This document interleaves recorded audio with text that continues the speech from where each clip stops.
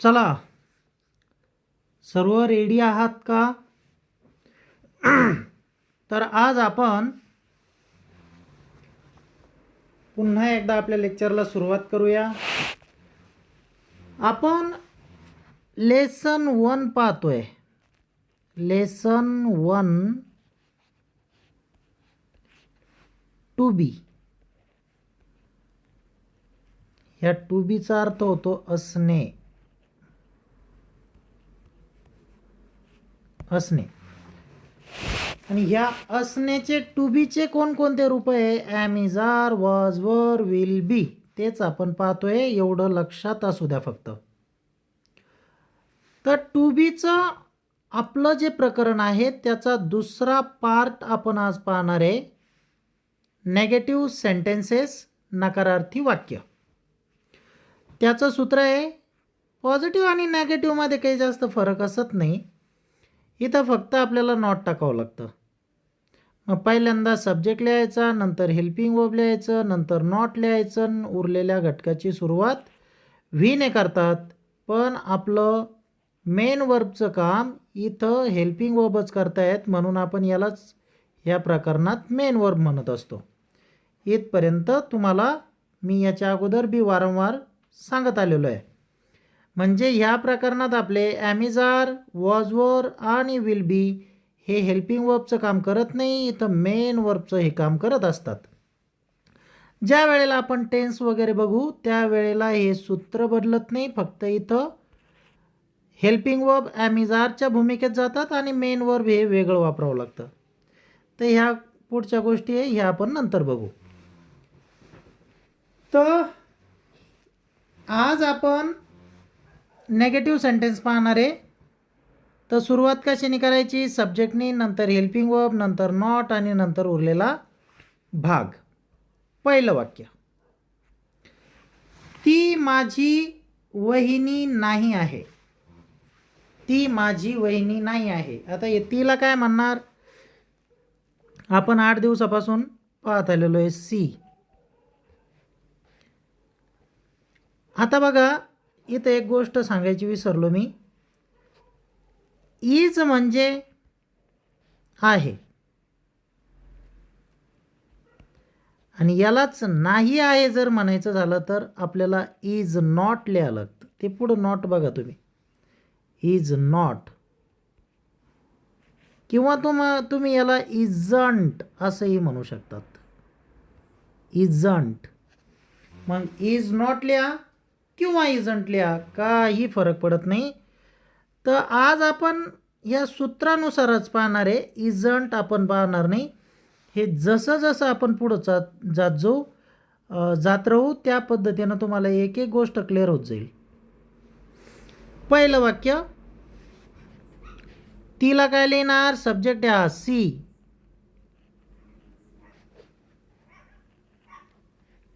त्याच्यानंतर helping verb काय आहे? नाही आहे. म्हणजे आहेचं पॉझिटिव्ह नेगेटिव्ह. आहे नाही आहे म्हणून is not. She is not. Is म्हणजे आहे, इज नॉट म्हणजे नाही आहे.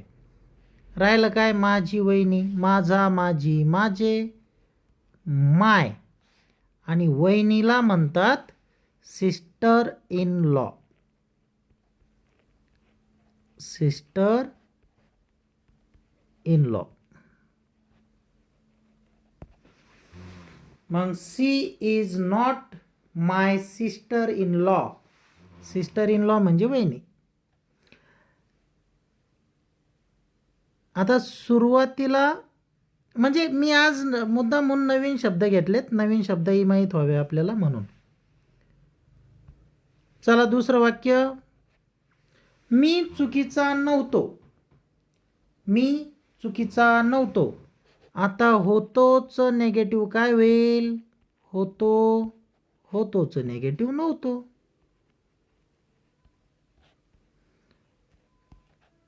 मग आपण जर होतोला वॉज म्हणत असेल तर आपल्याला नव्हतोला वॉज नॉट म्हणावं लागेल. एवढ्या सोप्या गोष्टी असतात त्या. वॉज होतो, वॉज नॉट नव्हतो. सूत्रात बी दिलेलं आहे बघा. मग दुसरं वाक्य, I was not wrong. I was not wrong.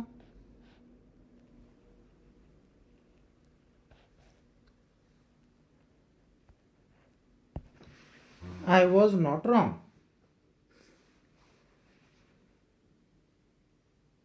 मी चुकीचा नव्हतो. I was not wrong. Was म्हणजे होता, नॉट म्हणजे वॉज नॉट म्हणजे नव्हता. वाक्य कळालं? पुन्हा एकदा, मी आय नव्हतो, वॉज नॉट, आणि चुकीचा रॉंग.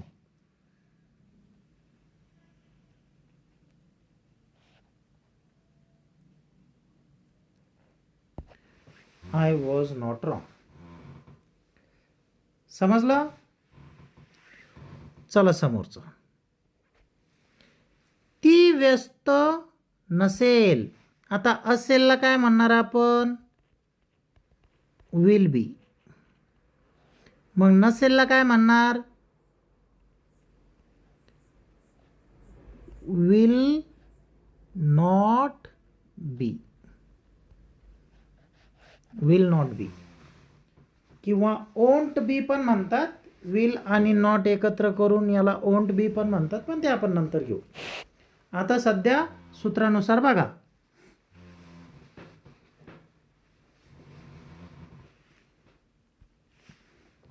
वाक्य घ्या. She will not be busy. She will not be busy. ती व्यस्त नसेल. ते तयार नाही आहे. तेला काय म्हणणार? दे. आहेला आर, नाही आहेला are not. They are not. ते तयार नाही आहे. आता ते लिहिलं, नाही लिहिलं, नाही आहे लिहिलं, राहिलं काय? तयार, ready. They are not ready.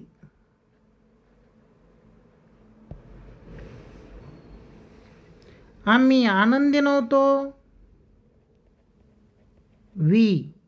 वीच्या नंतर वर म्हणजे होतो, वर नॉट म्हणजे नव्हतो. We were not happy.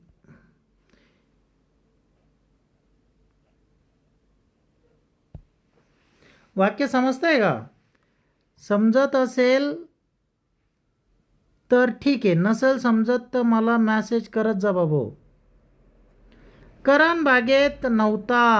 आता करणच्या पुढं वॉज येईन, कारण नाऊन येते.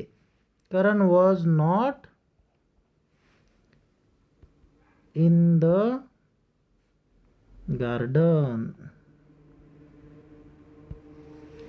फास्ट होत असेल तरी सांगा, चालेल. मदन आणि मोहन घरी नव्हते. मदन आणि मोहन, मदन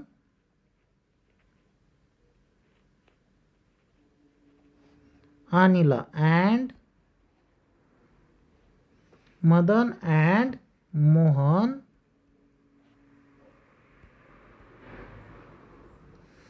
आता बघा, इथं एक व्यक्ती असेल तर वॉज वापरतात, अनेक असतील तर वर. वर म्हणजे होते, वर नॉट म्हणजे नव्हते. Madan and Mohan were not. Madan आणि मोहन नव्हते कुठं? घरी, ॲट होम. मदन आणि मोहन घरी नव्हते. Madan and Mohan were not at home.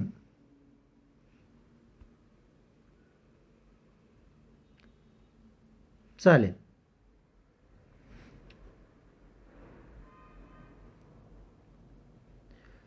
समोरचं वाक्य,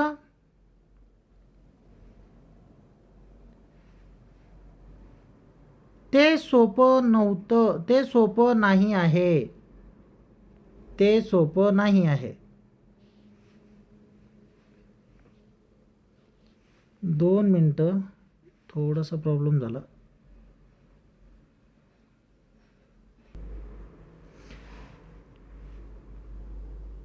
चला, तर थोडासा प्रॉब्लेम झाला होता, बस आहे, ठीक आहे. आपलं कोणतं वाक्य होतं? ते सोपं नाही आहे. आता इथं लक्षात घ्या, आपण अगोदर तेला दे बी म्हटलो, पण आता इथं आपण दे लिहिणार नाही आहे. ते का लिहिणार नाही आहे तेही सांगतो. तेला आपण इथं ईट वापरणार. ईट. प्राणी, पक्षी, निर्जीव घटक यांना आपण ईट वापरतो एक असेल तेव्हा. आणि दे हा शब्द आपण अनेकांसाठी वापरत राहतो आणि हा नावाऐवजी आलेला शब्द असतो. हाही नावाऐवजी येतो, पण प्राणी, पक्षी आणि निर्जीव घटकांसाठी आपण इट वापरतो. मग इट वॉज, ते सोबत इट इज नॉट, सांगा समोरचं. इट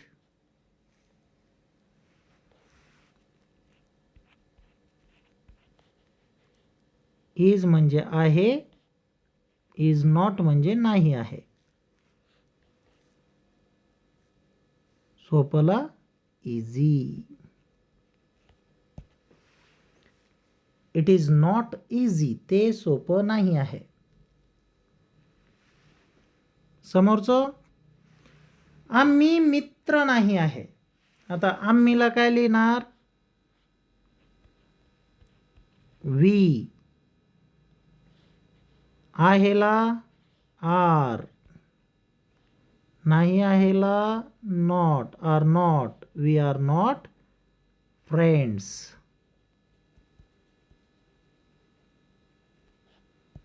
आता इथं फ्रेंड नाही लिहू शकत हा, फ्रेंड्सच लिहा लागेल, कारण आपण अनेकांबद्दल बोलतोय. विशाल काल शाळेत नव्हता. विशाल काल शाळेत नव्हता. मग विशाल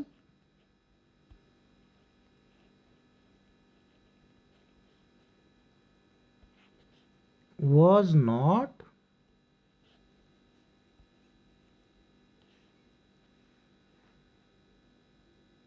शाळेत.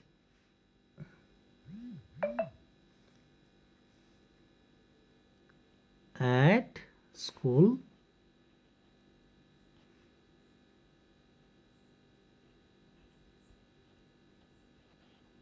yesterday.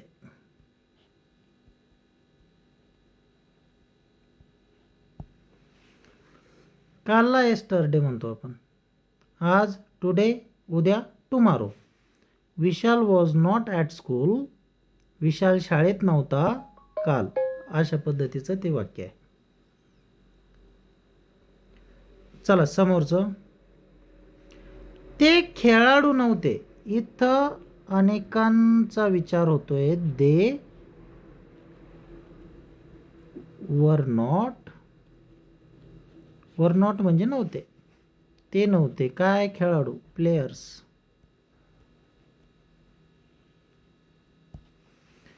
They were not players. दुकान काल उघडं नव्हतं. थोडेसे मोठे वाक्य मी मुद्दामून घेतले बरं का आज, म्हणजे त्याची सवय व्हावी ना आपल्याला. दुकान, द शॉप,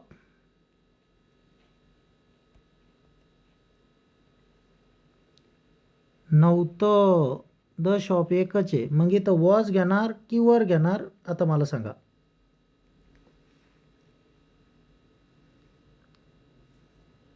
वॉज घेणार बाबू.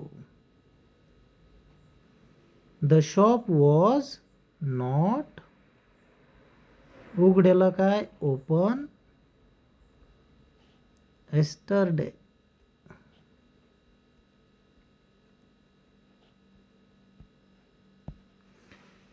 The shop was not open yesterday. कळालं? चला समोर. ती थकलेली नसेल. तिला काय लिहिणार? सी. असेलला विल बी, नसेलला विल नॉट बी.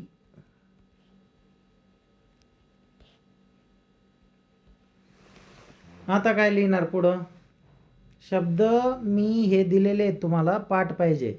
लगेच गेस करता आला पाहिजे की आता काय? टायर्ड.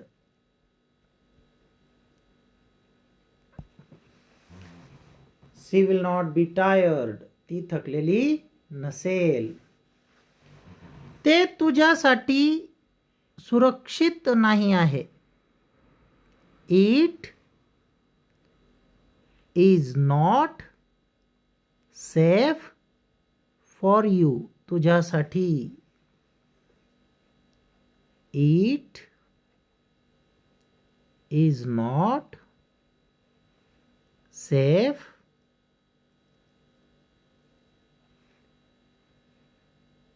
सुरक्षितला सेफ म्हणतात.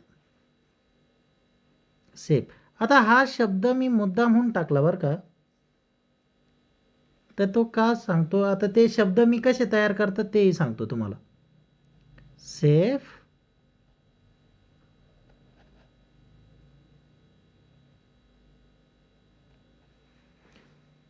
तुझ्यासाठी. For you. आता साठीला फॉर म्हणतात आणि तुला you. For you. It is not safe for you. आता माझ्यासाठी म्हणायचं असेल तर फॉर मी. त्याच्यासाठी फॉर हिम. तिच्यासाठी फॉर हर. आमच्यासाठी फॉर अस. त्यांच्यासाठी फॉर देम.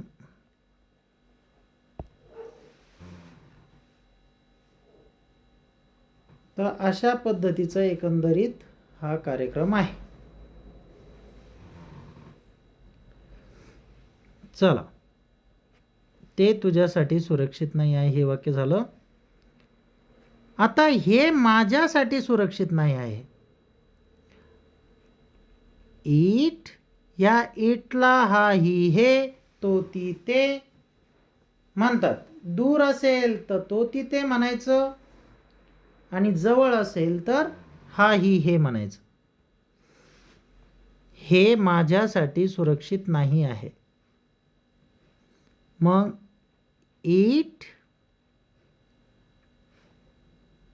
आहेला इज, नाही आहेला is not. It is not safe. आता सांगा माझ्यासाठीला काय म्हणणार? माझ्यासाठीला म्हणणार for me. It is not safe for me. माझं पुस्तक नवं आहे. माझला माय, पुस्तकाला बुक. माय बुक. नवं नव्हतं, सॉरी, माझं पुस्तक नवं नव्हतं. मित्रांनो हे का होतं बरं का. काल बी ग्रीन शब्द लिहायचा तो ट्रीन झाला, असं झालं. आता इथं नव्हतं वाचायचं, नवं नव्हतं, तर मी नाही आहे म्हणतोय. तर हे खूप जास्त काम करून मेंदू अक्षरशः ह्या वेळेला थकून गेलेला असतो. मी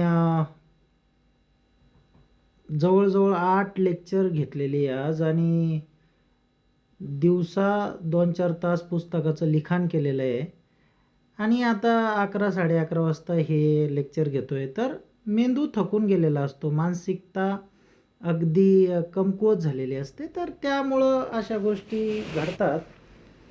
तर मी प्रयत्न करेल म्हणजे ते होऊच नये, पण ठीक आहे चला. आपलं माझं पुस्तक नवं नव्हतं. माझं माय पुस्तकाला बुक, माय बुक. वॉजला होताला वॉज, नव्हताला was not. My book was not, नवला काय म्हणणार? New. My book was not new. कळालं? चला समोरचं, ती आजारी नव्हती.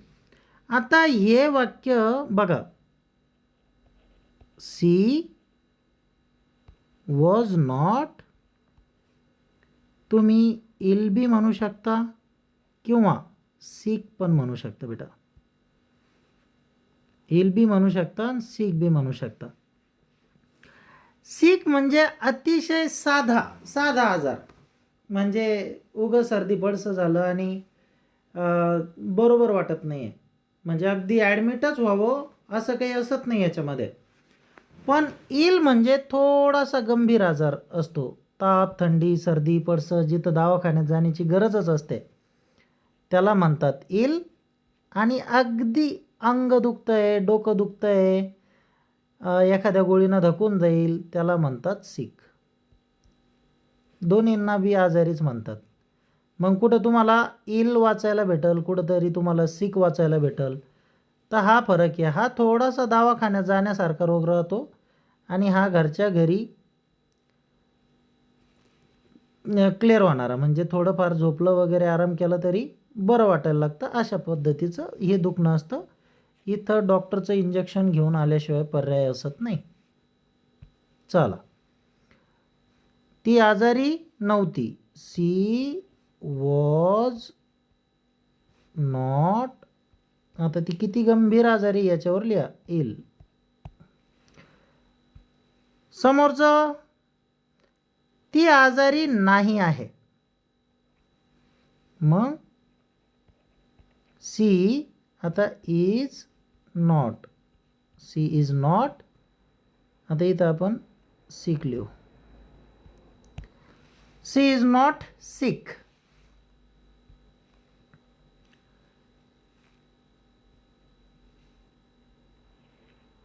शेवटचे 2-3 वाक्य, 2 राहिले. ते आजारी नाही आहे. समोरचं, ते माझे वडील नाही आहे. आता हे वाक्य मी मुद्दामून घेतलं बेटा. बऱ्याच मुलांचा गोंधळ होतो, मी वर्गामध्ये बघतो. तर काय होतं, इथं ते दिसलं की मुलं दे लिहितात. पण तुम्ही हा विचार करायला पाहिजे, दे म्हणजे अनेक लोक. आता हा आणि हा आणि याच्यापेक्षा अजून जास्त असू शकतात. ह्या सर्वांना दे म्हणतात. ह्या एकट्याला दे म्हणत नाही. हा किती मोठा बाजीराव असू द्या, अनेक वचनीच पाहिजे दे म्हणण्यासाठी. एका व्यक्तीला इंग्लिशमध्ये दे म्हणत नाही, जसं आपण मराठीमध्ये ते म्हणतो. मोठा व्यक्ती असेल मग तो एक असला तरी चालतो, त्याला आपण ते म्हणतो.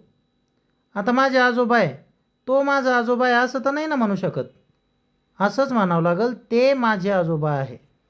पण इंग्रजांना आदर बिदर काही माहीत नाही. इंग्रजांना कॉन्सेप्ट कळतात फक्त, इंग्रजांची भाषा आहे नाही. मग त्यांना एवढंच माहिती आहे, एक असलं तर ही म्हणायचं, अनेक असलं तर दे म्हणायचं. एवढंच कळतं त्यांना. मग इथं माझ्या वडिलांचं मी बोलत आहे, ते माझे वडील नाही आहे.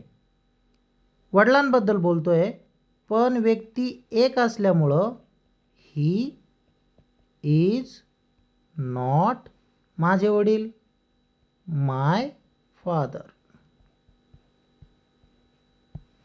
ही इज नॉट माय फादर. आता ते इथं बी हीच येणार, कारण सासरे, ते त्याचे सासरे नाही आहे. आता हे सासरे हा शब्द इथं थोडासा चुकीचा वाटू शकतो. इथं सासरा पाहिजे होतं, पण आता ती माझी भाषा आहे त्याच्यामुळं मी ते तसं सासरे म्हटलं. कोणी सासरा म्हणेल, कोणी सासरे म्हणू शकतं. तर ते त्याचे, पण मी एकाच सासऱ्याबद्दल इथं बोलतो आहे, म्हणून ते त्याचे सासरे नाही आहे. सुरुवातीला नाही आहे लिहून घ्यायचं. ही इज नॉट, त्याचेला हिज, आणि सासरेला father in law. Father in law. He is not his father in law. ते त्याचे सासरे नाही आहे. आणि जर का इथं दोन सासऱ्यांबद्दल बोलत असेल किंवा दोन लोक उभे आणि त्यांना तो माणूस म्हणतोय का ते माझे सासरे नाही आहे, दोन्हीचे दोन्ही पण, एक त्याच्यात माझा चुलता आहे आणि एक मामा आहे, हे दोघं सासरे नाही आहे. कोणाचा गैरसमज झाला असेल तो विचारू शकतो. तर तो त्याला जर सांगायचं आहे का ते तसं नाही बाबा हे असं आहे, तर मग इथं लिहिलं जाईल they are not my grandfathers, sorry father in laws. Grandfather म्हणजे आजोबा. तर इथपर्यंत कळालं. तर एकंदरीत असा आजचा आपला अभ्यास होता. एकूण आपण 20 वाक्य बघितले. वाक्य तुम्हाला व्यवस्थित कळाली असेल.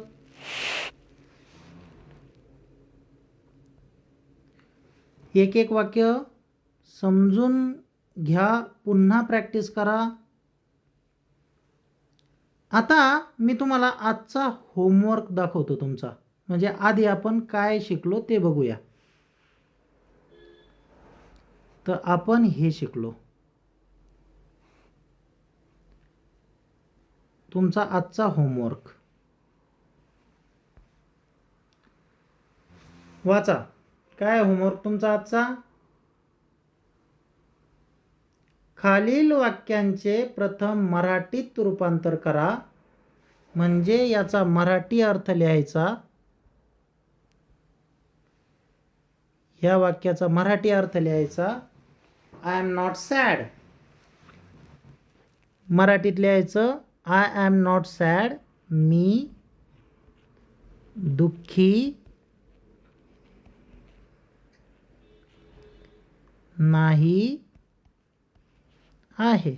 आय एम नॉट सॅड, मी दुःखी नाही आहे. अशी पूर्ण यादी करायची प्रत्येक वाक्याची. हे 50 वाक्य एकूण मी तुम्हाला दाखवतो. आणि मग जी यादी केली, हे इंग्लिश वाक्य न पाहता फक्त हे वाक्य वाचायचं आणि इंग्लिशमध्ये बोलायचं. मी दुःखी नाही आहे, आय एम नॉट सॅड. आता ही इज नॉट अँग्री, तो रागवलेला नाही आहे, हे लिहा. आणि इंग्रजीचे वाक्य न पाहता हे पुन्हा तुम्ही मराठीत जे लिहिलेलं आहे तेच इंग्लिशमध्ये बोला. मराठीचं वाचायचं आणि इंग्लिशमध्ये बोलायचं. असे एकूण तुम्हाला 50 वाक्य करायचे आहेत. तर ह्या वाक्याचा स्क्रीनशॉट काढून घ्या. 15पर्यंत आले. नंतरचे पुन्हा हे 16पर्यंत, याचा स्क्रीनशॉट काढून घ्या. 34पर्यंत वाक्य येतील. त्याच्यानंतर हे उरलेले 50 वाक्य. तर हा होता तुमचा अभ्यास. हवं तर उद्या मी ह्या वाक्यांची तुम्हाला उत्तरं सांगेल. ठीक आहे. तर आजचं लेक्चर इथं आपलं संपलं. सर्वांनी व्यवस्थित अभ्यास करा, प्रगती करा. खूप सोपा विषय हा. याच्यात अवघड असं काहीच नाही आहे, फक्त आपण याला घाबरतो म्हणून आपल्याला तो अवघड वाटतो. प्रॅक्टिस केली, रोजच्या रोज सराव केला, एक 4-6 महिने जर प्रामाणिकपणाने तुम्ही याला दिले तर हे कुठलंच अवघड नाही आहे. अगदी आरामात प्रत्येकाचं कंप्लीट होतं. चला, धन्यवाद.